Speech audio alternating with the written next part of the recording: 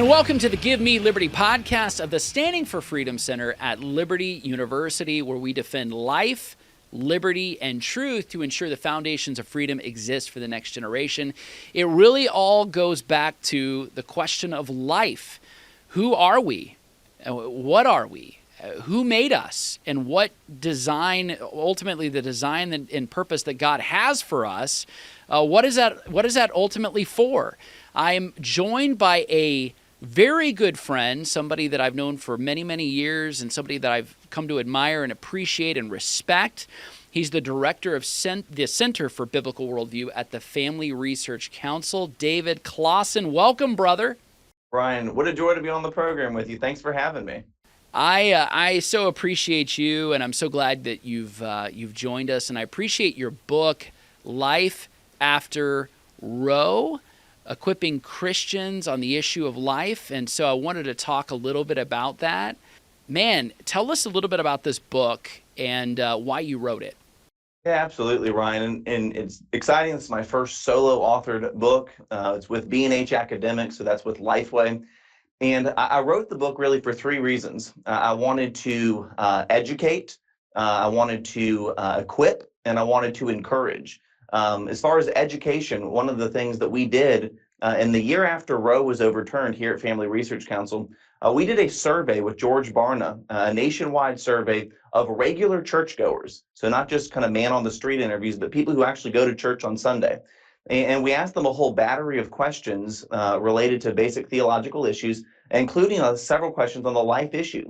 And Ryan, and I'm sure we can get into it, what we found actually was very discouraging. It showed that there was a lot of confusion, even in our churches, on what the Bible teaches on life, what the Bible reveals about the value of life.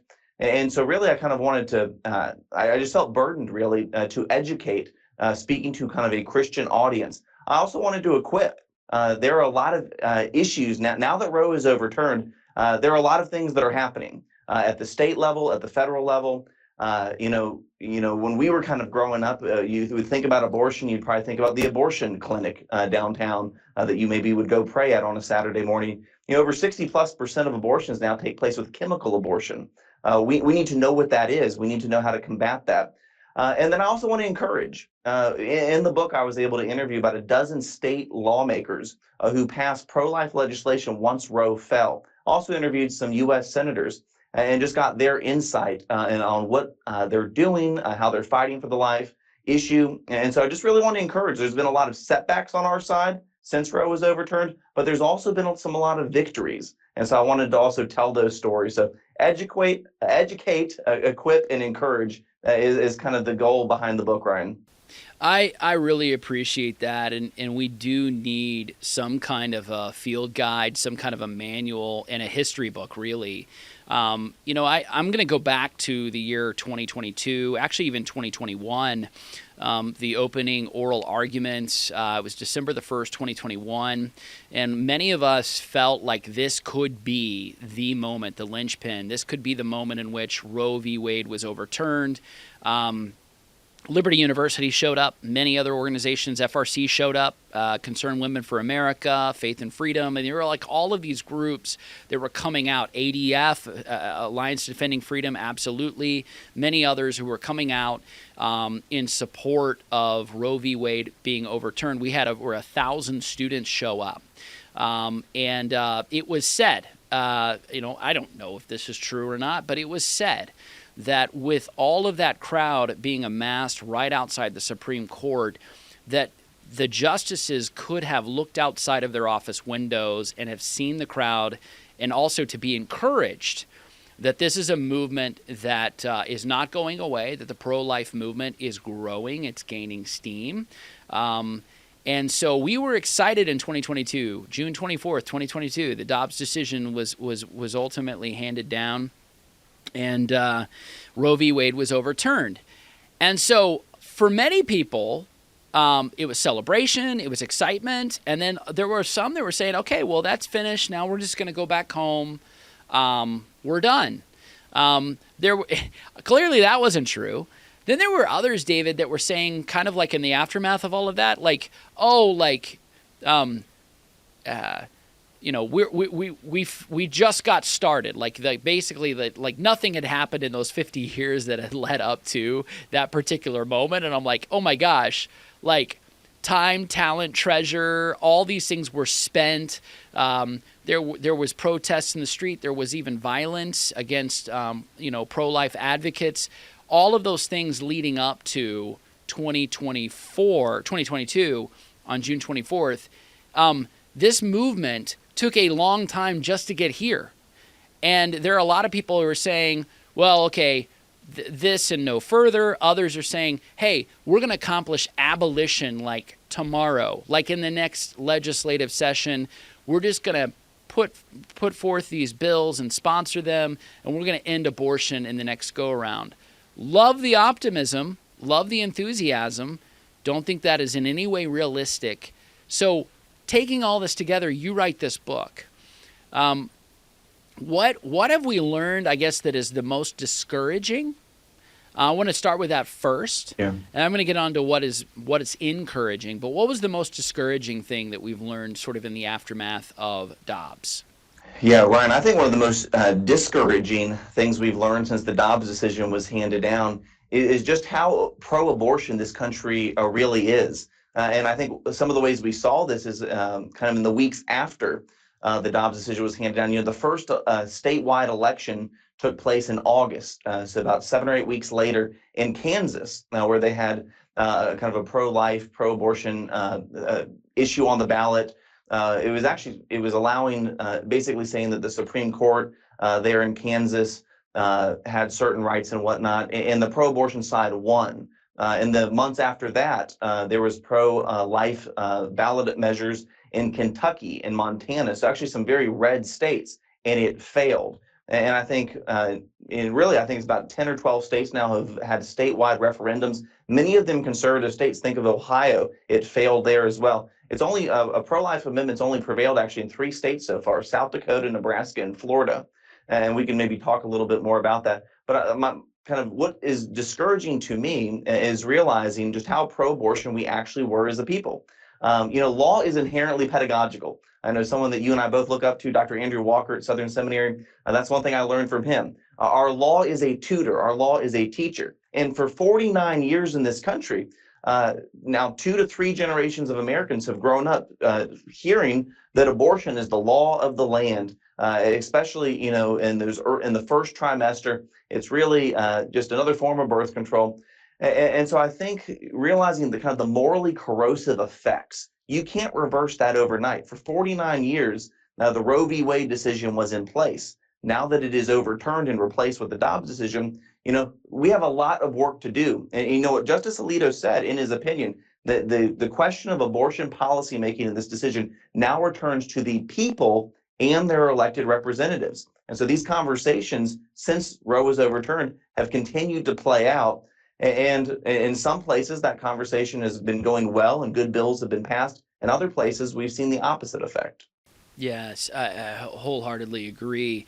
We are a very pro-abortion nation.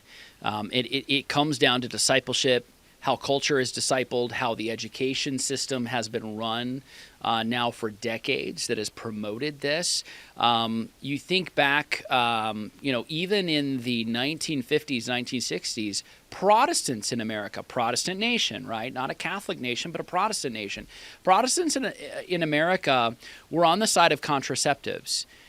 They were on the side even of abortifacients, not knowing and understanding and articulating a theological, bibliocentric understanding of life, of ontology. How does it begin? When does it begin? There were a lot of well-meaning evangelicals who were completely wrong. I'm reminded, you had mentioned Andrew Walker, I'm reminded also, this is decades and decades and decades ago, but one of the sort of stalwart leaders of the conservative movement within the Southern Baptist Convention was W.A. Criswell, the longtime pastor of the First Baptist Church of Dallas, Texas. And when the Roe v. Wade decision was handed down, Criswell was actually on the side of choice, not because he had some robust, articulate theological understanding. He just did not know the issue, and he quickly corrected that and recanted that decision very publicly. And he supported life for many, many years, and they supported crisis pregnancy ministry and everything else. But it just caught many off guard.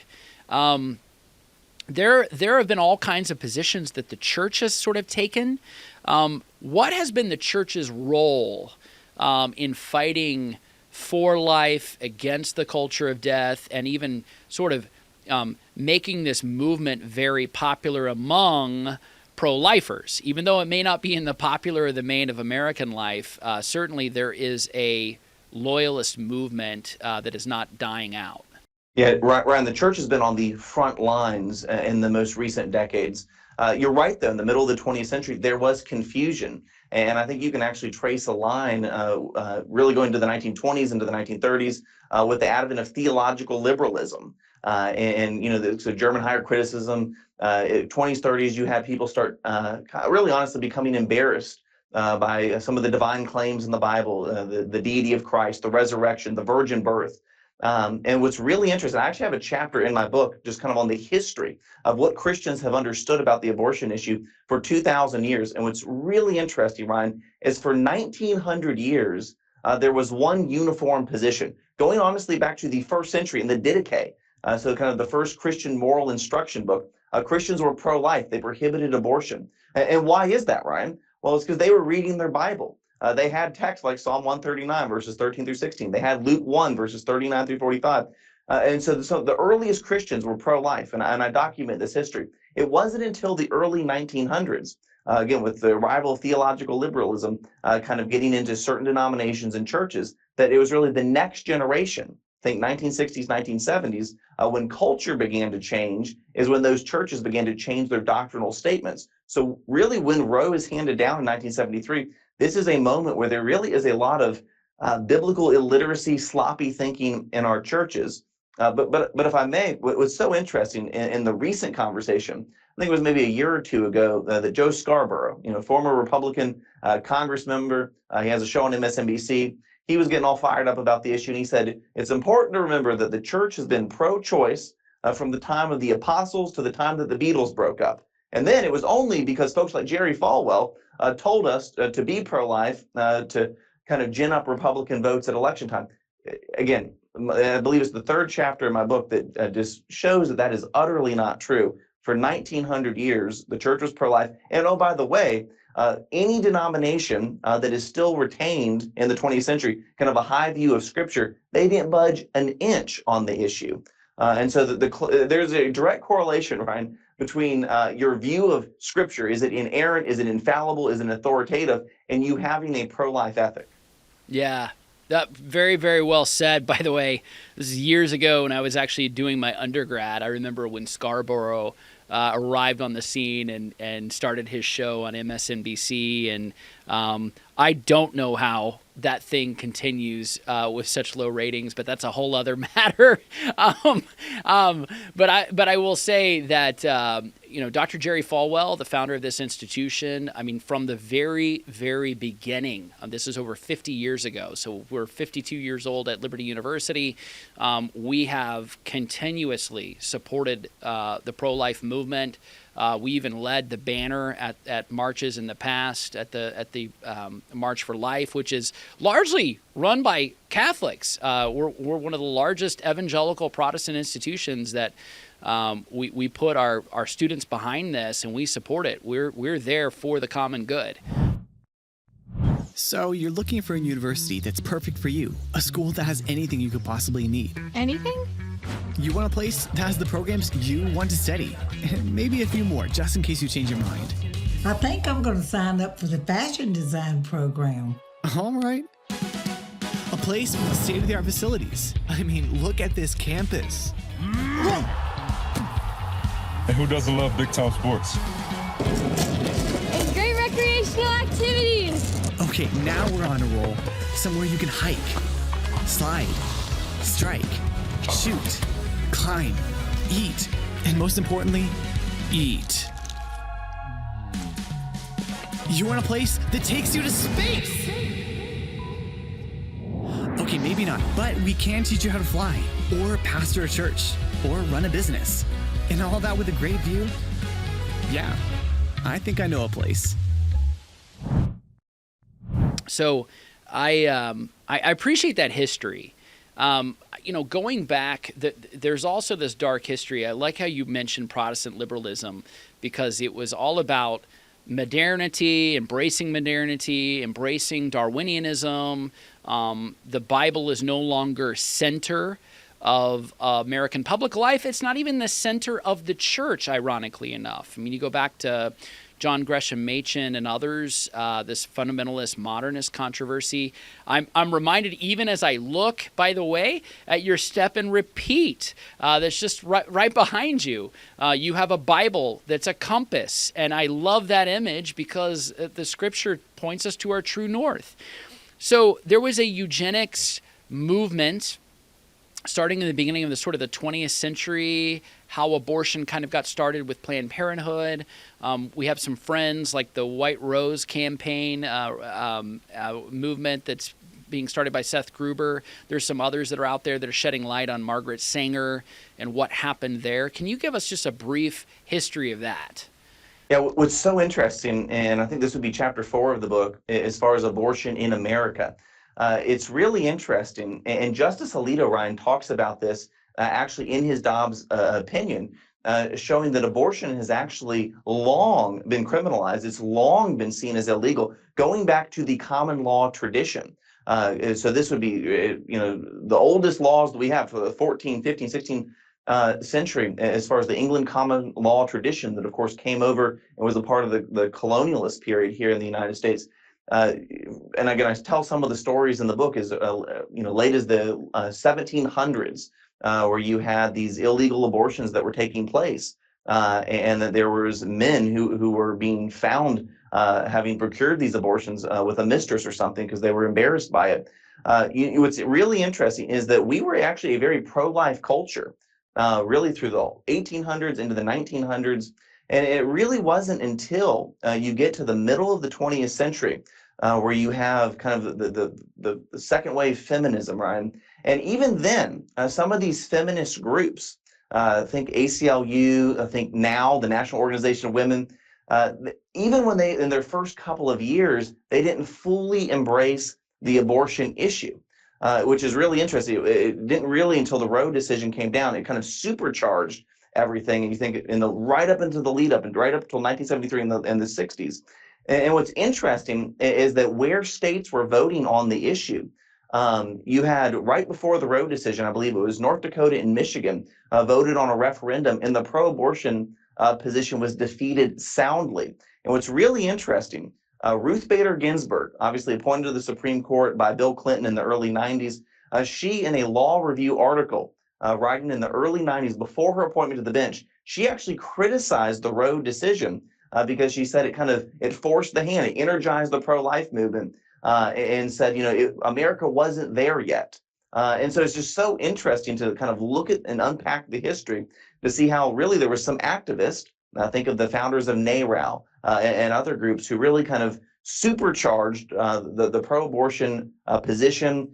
They really rode the coattails of Margaret Sanger and the move for contraception. And it was even Margaret Sanger initially was squeamish on the question of abortion. But it just shows how quickly things happened really in those middle decades of the 20th century.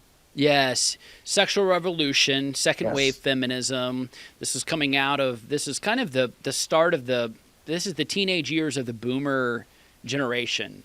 Troubling years. You think about the protests of the 1960s, anti-war protests, the civil rights movement, and then you also have, the sexual revolution, free love, right? So the interesting thing is that out of that movement, I love how the word love has been hijacked, right? We see this today. This happened in, you think back to 2020 and 2021, summer of love. The culture of death has really worn love as a mask, right? Like a cheap skin suit in order to promote whatever it wants to. I do find it fascinating, though, that when you consider maybe it's women's suffrage, the early part of the 20th century, it was really about women having equal standing when it came to voting and politics. But then you fast forward on that, and then it really became about women dominating society, the 1960s. What, I guess, like in terms of the connection there between first and second wave, what developments took place, culturally, politically, that got us from, hey, women have an equal standing in society to, no, all of society is going to be dominated by feminism. Yeah. Yeah. And if I can cue in briefly on what you just talked about, the difference between the first and second wave feminism, Susan B. Anthony, the largest pro-life group that really influences elections here in Washington, D.C., they are literally named Susan B. Anthony Pro-Life America, carrying on her legacy. What's so interesting in my research, and I didn't know this until I did the research, Ryan, the first woman to earn an MD in this country, Elizabeth Blackwell, she was ardently pro-life, and actually in her memoirs, I believe published in the early 1900s, she talks about one of the reasons she was a doctor and wanted to help people was because she was aware of someone known as Madame Restell in New York City, who was a notorious abortionist in the 1800s, late 1800s. And she just thought it was just the most horrifying thing that the name women physician was associated with those who took life, those who were abortionists. And she just thought that was horrifying, that was anathema. And she actually, in her autobiography, again, this is the first woman to earn an MD in America, talks about how the science, and again, we're talking late 1800s here, but she even said the science at this point was conclusive that the unborn child was a person that had value, that had dignity, and should be protected. And again, just took umbrage at the fact that the term woman physician was kind of a euphemism that was used for abortion. So just interesting that some of and no one knows who this is, probably in large part because of her pro-life convictions. But to answer your question directly, yeah, there was a lot of things that took place, cultural developments, some of them actually morally neutral. Think about, and our friend and mentor, Dr. Moeller, has talked about these, president of Southern Seminary. He even says some things, morally neutral developments, like the rise in cities. In 1850, it was, like 20% of the world population lived in cities. Now it's up to 75% of people who live in cities. Well, that allows for all sorts of opportunities where there's anonymity now that didn't previously exist for these extramarital or premarital liaisons. You have the contraception with the FDA approving the pill for the first time in human history that separated sex from the potential of procreation. Now we're 3 generations into this idea that sex and the potential pregnancy are things that are separated. You have the rise of pornography during this time. Think of Playboy. Think of that whole movement. You have other things that are really just kind of this vortex almost of social pathologies that just proliferated in the same time that this rise of autonomy. Carl Trueman talks about this in his book, The Rise and Triumph of the Modern Self, that over the last 100 years, how we think about the self, how we think about who we are, how that's determined has changed. I think all of this is kind of in the milieu and the ethos of how we became a more pro-abortion mindset people. Yeah. So well said. By the way, that development, I can look back at my family tree and history. My parents were the first generation to live in a major metropolitan city. Prior to my parents' generation, all previous generations of my family, both branches, they lived in rural parts of the country, remote parts of the country. The big community center in every one of those places was always the church. The church was the center of civic life. And, if you think about rural town, rural county, where did people come together to meet? They met for worship on Sunday morning, and they might have even had some town halls. And usually that was not in some civic building, might have been in a school, but it was also the church. The church was a place to convene and to talk about community issues. So I echo that. I mean, I just in my own experience, we were out in West Texas and then moved into the Dallas area, and in modern cities, just like you say, people become atomistic, ATOM. Atoms, the society becomes so individualistic and autonomous, as you say, and to live in anonymity allows for a multitude of sin. And that's the thing, because then you're no longer accountable to your community, whether that community be family or the church or anyone else. So in a lot of ways, that development has led to where we are now. And I think there's a shroud and a veil when it comes to abortion, because for so many people, they're not seeing or living with the consequence of those decisions. If it comes down to a pill and it's something I don't have to see or look at, I don't have to be confronted with the reality that I just ended a life fearfully, wonderfully made in the image of God. Yeah, absolutely. And I think another, and all these factors are kind of interrelated, Ryan. Another one, Pew Research, I think, showed that, 80% of Americans considered themselves Christians in 2009. And that dropped to the low 70s 10 years later. In that same time period, the religious nuns were, 10%. Now they're up to about 26% of the population. And so the further we get away from Let me say one thing. Sorry, Yeah. keep going with this, but the religious nuns, not a convent, but NONES, right? Yes, So yes. not Catholic nuns, but I know exactly what you're saying. Keep going. That's a fair clarification. But no, those who are like religiously unaffiliated, they don't know, they don't care. It's about a fourth. And by the way, Pew says that number has held steady over the last couple of years, which is interesting. But if about a fourth of the population has nothing to do with organized religion, they don't go to church on Sunday, Christian ethics are going to seem not only increasingly strange, they're going to be seen as outdated and even bigoted. Now, this is especially clear with sexual ethics, but when it comes to abortion, by the way, sexual ethics and abortion are very interrelated. For many people, abortion is really just seen kind of as a fail-safe because the supreme good in life is to have as much sex as you want with whoever you want. And oh, by the way, if you get pregnant, you can have abortion. And so these things, and I, again, talk about this in the book, how these things are connected. Nancy Pearcey, Carl Trueman talk about these things. But I think it's important for those of us who are Christians to, again, get back to the scripture. Because, again, the Bible gives us a pro-life ethic from cover to cover. We live in a historically illiterate age. Unfortunately, we also live in a biblically illiterate age. Ryan, just before I forget, I want to give you one stat that I think is important, because I know probably most of the viewers, most of the listeners of this program are probably in churches, they're in Christian ministry, they would identify as Christian. We need to be clear on really what the Bible does teach. Again, that the survey we did with George Barna in 2023, it was 12 months after the Dobbs decision was handed down. We asked one specific question that stands out to me. We asked, again, regular churchgoers, over 1,009 of them. We said, do you believe the Bible indicates a point when human life begins? 65% said yes, the Bible indicates a point when life begins. The others said no, or they were unsure. We asked a follow-up question just to those 65%. And we said, where? Where does the Bible say that life begins? It was 52% of that 65% said the Bible teaches life begins at conception.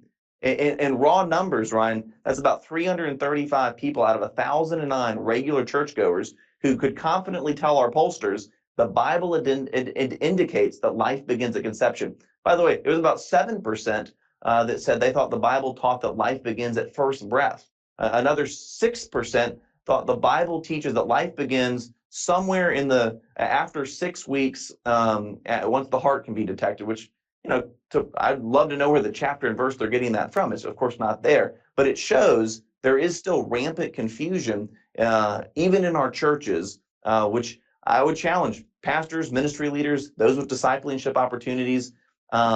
This is an issue we must speak to.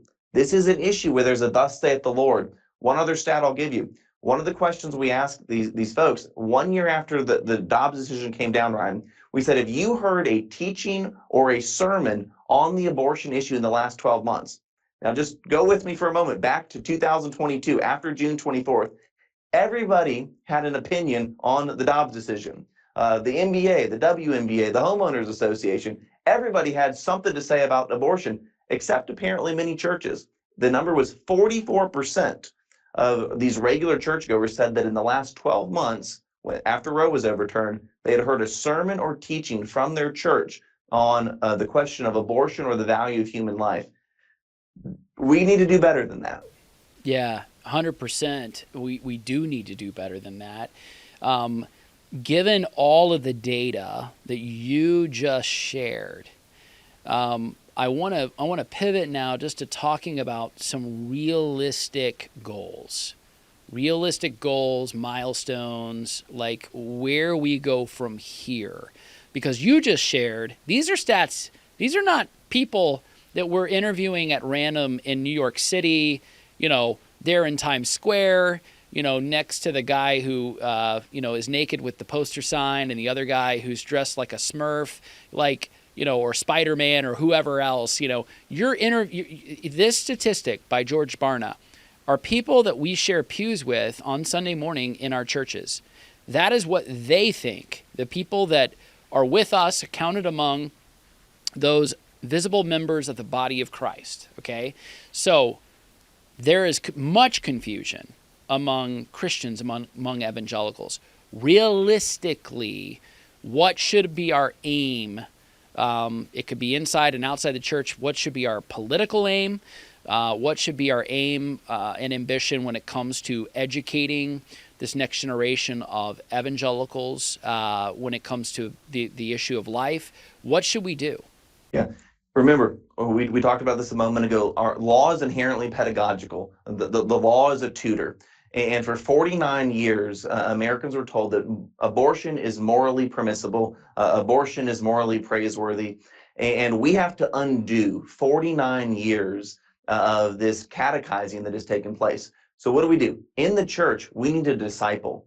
Ryan, pastors, ministry leaders, those with teaching opportunities. Now, we need to be discipling our people on what God's word actually says. 44% of pastors teaching on this issue, that's not good enough. We need to do a much better job, which, by the way, one of the questions we also asked was, do you desire additional training on abortion and the value of life from your pastor? It was in the mid-70s that said yes, they found it desirable. So there actually is a hunger for this. So we need to be preaching, teaching, and discipling within the four walls of our homes and our churches. In the world of public policy, in the book, I was able to interview Marjorie Dannenfelser. She's the president of the Susan B. Anthony Pro-Life America. And I really like the way she said it. She said, we need to be as aggressive for life as we possibly can. And she noted that will look different depending on where you are. Being aggressive for life in the state of Alabama can mean we can probably go for a full protection bill. We can make sure that every unborn child in Alabama is protected under law. In California, that's going to look a little bit different. If you remember, not too long ago, the legislature in California literally in their budget passed allocated millions of dollars for abortion tourism. The governor, Gavin Newsom, who of course is going to run for president in 2028, he put billboards around the country in conservative states inviting women to come to California to get an abortion. California is kind of the most pro-abortion that you can get. They even passed a law that was struck down, by the way, requiring pregnancy resource centers to advertise for abortion.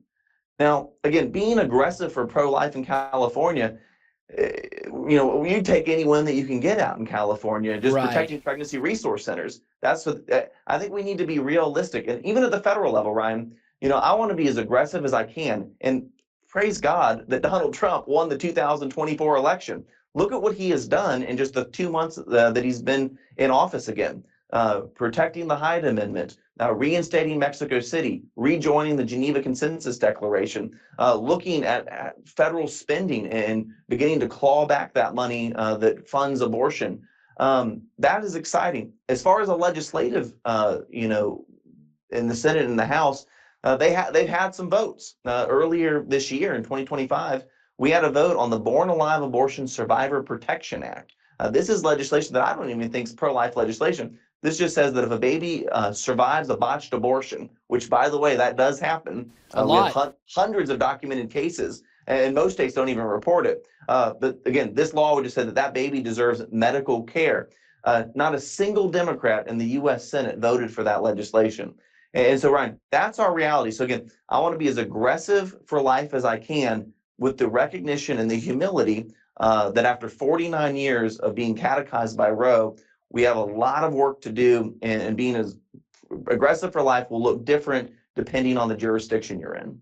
So some people call that, I love the aggressive language. Some people call that smash mouth incrementalism. So you and I, we're abolitionists. We want to end abortion. It's just a matter of understanding the roadmap and how to get there. And you're being very realistic in terms of it requires a consensus view. In order to get the votes, in order to get legislation passed, whether it be a state ballot or even at the federal level, you have to have consensus on certain things. And so incrementally, we're going to try and push that manifold in the area of life away from the culture of death. And I love how you said catechize, because it is catechesis. It is discipleship. We're going to have to disciple the church. Clearly, there's some work to be done there. And then we're going to inform those in the public square as well. I asked at the beginning of this interview, I said, hey, what are some discouraging things, David? You articulated those, pointed those out in the aftermath of the Dobbs decision. Now I want to go final question. Some areas of optimism, some areas of encouragement, the trajectory potentially changing. What do you see as a hopeful picture? Yeah, well, I mentioned President Trump, and again, this White House, Ryan, has been aggressive on the life issue. And there were some folks who were a little nervous because President Trump himself in the campaign didn't really want to stress this issue, even when the Republican platform was rolled out in Milwaukee in July of 2024. It was an abbreviated platform that really didn't emphasize the life issue as previous iterations of the Republican platform had done. And so I think there were some question marks. Even a month before the election, Melania Trump in her memoir came out as personally pro-abortion. And so I think there was some questions on what was going to happen here in Washington, D.C. President Trump, though, has kind of picked up where he left off in his first term and has put really good people in really good positions of influence and authority. Even someone who, for a long time, RFK Jr., who was more pro-abortion, he's indicated that under his leadership at HHS, you'll have the CDC, you'll have the FDA that are going to move in a more pro-life direction. We need to thank God for that. I'm also, though, encouraged by what's happening in the states. Ryan, a lot of states in the lead up to Roe being overturned had passed pro-life legislation, even though they knew that the Supreme Court or the appellate level or some federal judge somewhere would strike it down as unconstitutional. But you had a lot of states that passed these so-called trigger laws that were allowed to go into place once Roe was overturned. You had other states that once Roe was overturned, not only were they happy about their trigger law, they tried to go even further with either a heartbeat bill or some other good pro-life protections. Some of those stories, by the way, though, Ryan, are really interesting. It wasn't easy.